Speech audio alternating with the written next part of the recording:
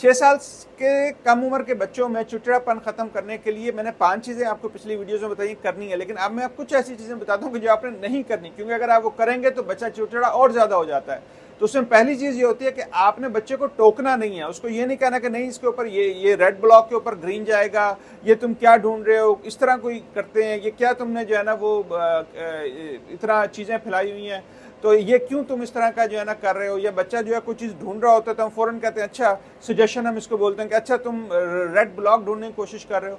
तो बच्चे को एक तो तनकीद नहीं करनी, उसको सही गलत में नहीं लगना, उसको आपने क्वेश्चन सवाल नहीं उठाने के भाई आप ये क्यों ये क्या कर रहे हो, आपने उसको जो है ना सही करने की कोशिश नहीं करनी। तो ये चीज़ें ऐसी, और बच्चे को टोकना नहीं है, नेगेटिवली जो मनफी जो कोई अल्फाज हैं वो नहीं इस्तेमाल करने।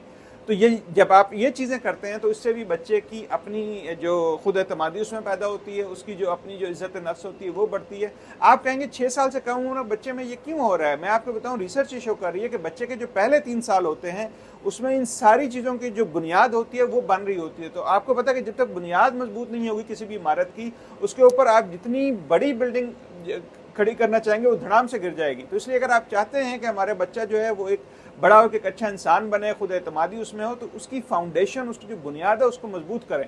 उस बुनियाद को मजबूत करने के लिए ये कुछ चीज़ें मैंने आपको बताई हैं, 5 चीज़ें करनी है, और कुछ चीज़ें मैंने आपको बताई हैं कि वो नहीं करनी। अपना बहुत सा ख्याल रखें। अल्लाह हाफिज़।